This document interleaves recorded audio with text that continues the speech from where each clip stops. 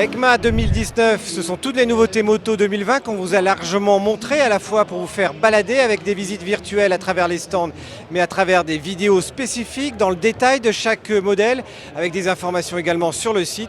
Et puis ce sont également des informations un petit peu bizarres, des choses que vous n'avez vues nulle part ailleurs, dont on ne vous a même pas parlé.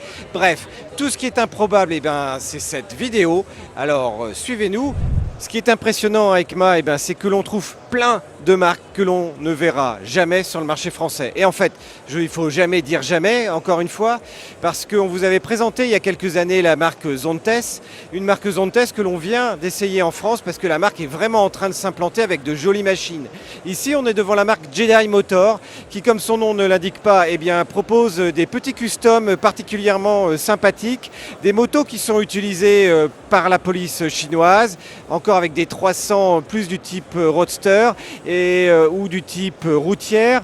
Et ça évolue vraiment par rapport uniquement à ce que l'on voyait il y a quelques années, c'est-à-dire essentiellement des petites cylindrées et des 125. Maintenant, à côté de ça, des petites motos en 300 et qui évoluent même sur certains stands en 500 cm3, on trouve toutes les copies des petits Vespa et des scooters 125 de la belle époque années 50-60, avec autant de marques improbables au nom de Wangi Motorcycle, au nom de Yadea, au nom de Cyclone, mais par contre Cyclone est bel et bien importé en France. C'est également devant un certain nombre de fabricants chinois de casques, une marque comme BLD que l'on ne trouvera a priori pas facilement en France.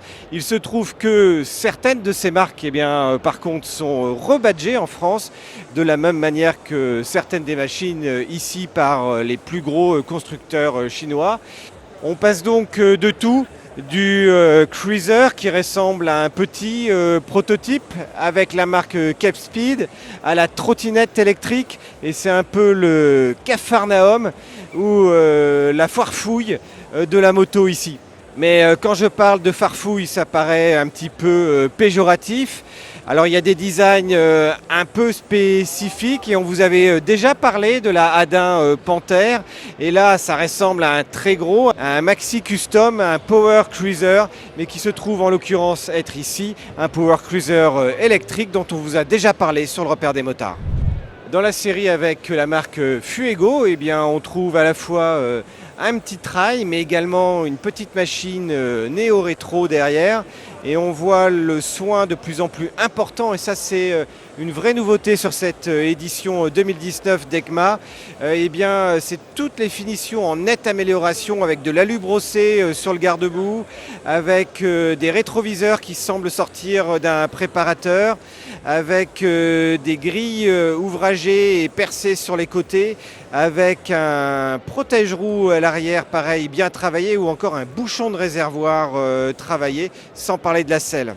Et dans la série des petites nouveautés, il y a aussi des petites voitures électriques, et on notera que sur le volant, il y a un cheval cabré. On se demande où ils ont été se trouver l'idée d'une voiture rouge avec un cheval cabré.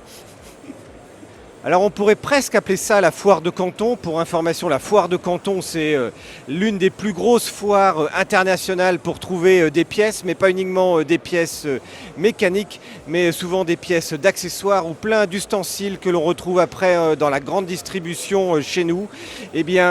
Tous ces petits stands de fournisseurs, pour certains uniquement de rétroviseurs, de clignotants, de petites pièces spécifiques, vous pouvez vraiment les trouver ici. Et vous cherchez de plus en plus de petites machines électriques, des équivalents 50, voire des équivalents 125 cm3, mais avec des écrans TFT bien finis, avec de l'éclairage à LED à l'avant et à l'arrière. On vous parle de plus en plus de mobilité urbaine et de véhicules électriques, mais il faut avouer qu'un certain nombre de machines que l'on trouve aujourd'hui sur les différents stands sont juste vraiment sympathiques pour aller s'amuser en ville, et souvent pour aller chercher la baguette de pain ou faire quelques kilomètres quand ces véhicules-là commencent à offrir des autonomies approchant les 100 km, voire les dépassant avec une recharge très facile chez soi. Là, c'est le futur de ce que vous allez voir. Alors pour info, cette petite Tromox n'est pas encore vendue en Europe, donc c'est pour ça que je vous parle vraiment de futur, pour cet équivalent 50 cm3. Et la 125 va bientôt sortir et vous vous dites c'est une vieille société chinoise qui produit ce véhicule électrique. Eh bien non, elle a juste 2 ans et des sociétés comme cela, il y en a pas mal à EICMA qui sont en train de chercher des distributeurs à l'heure actuelle. Alors à côté des marques moins connues comme Tromox qui ne sont même pas encore arrivées en Europe et qui juste arrivent pour présenter un nouveau modèle, il y a des modèles par contre que vous connaissez plus en France comme la marque SkyTeam, une marque SkyTeam qui propose notamment son SkyMax et derrière naturellement ce SkyMax 125, vous reconnaissez indubitablement le fameux Dax qu'il y avait chez Honda et pour la petite histoire dans bien des cas, les moteurs étaient fabriqués par ces sociétés-là pour Honda à l'époque, mais on trouve désormais des petites machines 125 cm3 super sympathiques et pas uniquement pour sortir le dimanche et aller chercher la baguette de pain, mais on trouve naturellement également des petits scooters électriques dont certains des formes et des designs se ressemblent de plus en plus les uns aux autres et là on dirait presque une machine sortie de chez Gogoro. Certains stands sont plus grands, plus lumineux que d'autres, et notamment le stand de e-Cooter. E-Cooter où on voit notamment un modèle de Gogoro ici. Et ce qui est assez drôle quand on arrive sur ces stands chinois, c'est qu'en fait, c'est nous qui sommes pris en photo et en caméra, ce qui fait un petit peu renverser un petit peu les rôles. Ils ne sont pas tellement habitués à voir des journalistes arriver sur leur stand. Et donc, on est un peu le centre de toutes les attentions. Et quand on vous parle de mobilité, il y a vraiment tous les designs. Et pour certains, vraiment, on voit que ça donne vraiment l'impression que les scooters sont juste sortis de la tête d'un designer et qu'on a juste des concepts. Et notamment cette marque Qiliang Doinnex. Ça va même carrément jusqu'à la planche de surf. Et ici, on a un décor qui ressemble presque à un décor tissu, particulièrement original. Et franchement, ces petits modèles pourvus de pédales, on vous en a présenté quelques-uns déjà sur le site, mais la finition pour ces machines-là qu'on imagine vraiment dans le garage, dans le local à vélo en bas de son immeuble, avec la petite selle en cuir surpiquée, avec les petites poignées de gaz, et puis avec tout l'éclairage et toute la législation nécessaire, mais également la place pour mettre les pieds, mais de façon minimaliste, on a presque l'impression qu'il serait capable de se plier en 4 et de se ranger dans le coffre d'une voiture. Et c'est d'ailleurs le cas de certains de ces petits scooters électriques. On a parlé de feu les Dax, mais il y avait aussi le Monkey et il y avait également l'OVNI chez Suzuki. Ces petites machines qui commençaient souvent aux 50 cm3 et je me rappelle encore de mon propre Bop Yamaha en 50 cm3 avec les boîtes semi-automatiques, c'est-à-dire avec un embrayage au pied, et oui, un embrayage au pied avec les 50 cm3 et ici que l'on retrouve avec des gros pneus pour ce modèle OVNI. Si votre 103 SP ou votre 102 vous manque, il y a également moyen de monter des petits dragsters avec des petits moteurs. Et une marque que vous ne connaissez sans doute pas, ce sont les casques Nico. Et des casques Nico qui ont également intégré à l'arrière de leur casque ces fameux feux stop que l'on voit.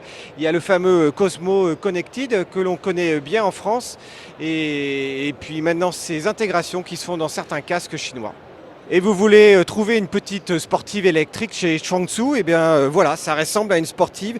Les batteries sont particulièrement bien dissimulées en dessous. Et ça, encore une fois, ce sont des choses qui risquent d'arriver de plus en plus vite et plus tôt que vous ne le pensez. On a parlé de la marque Cyclone qui est importée en France. On n'a pas encore entendu parler de Jincheng. Mais Jincheng, c'est pareil. C'est un petit custom en 300 cm3.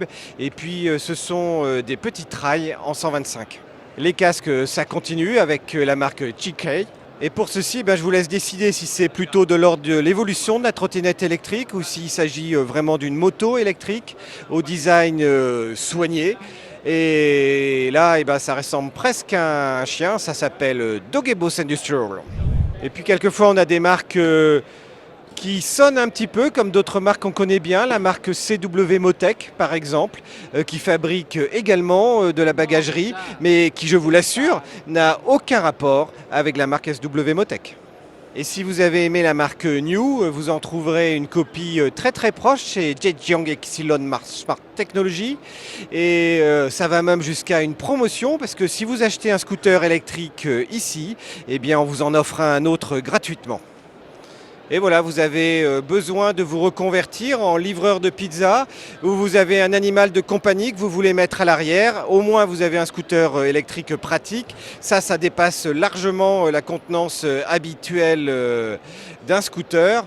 Et c'est encore une fois parfait pour aller livrer des pizzas.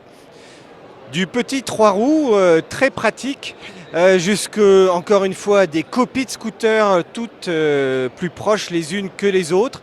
Mais on notera quand même qu'ils arrivent désormais à travailler des coloris avec des blancs mat où objectivement ils sont plutôt bien réussis, et également pour ces couleurs qui sont un petit peu entre le gris et le bronze avec un fond aluminium et une peinture pailletée. Encore une fois, il ne faut vraiment pas se moquer de toutes ces petites marques, de celle-ci, la Jiaju, parce que ce sont des marques chinoises qui sont vraiment en train de monter. Et là, sur un grand nombre de stands par rapport à ce qu'on voyait il y a quelques années, la finition partout a fait un grand bond en avant. Et puis, il y a même des petits scooters au look un petit peu sportif, avec un look, je vous laisse identifier quelle marque et quel fabricant européen a un petit peu ce look pour certains de ces scooters. Et puis j'aime beaucoup la marque Motorini, qui est une marque chinoise comme chacun le sait, à ne pas naturellement confondre avec une autre marque illustre en Europe.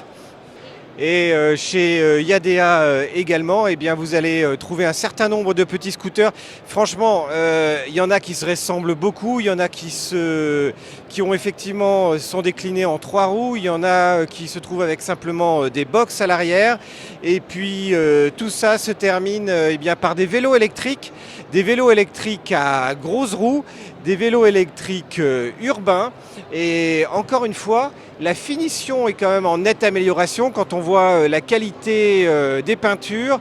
Pour la route, on vous propose ces vélos électriques au style vraiment old school et avec un look vraiment sympa, on dirait presque en fait pour certains des petites motos du début du siècle dernier.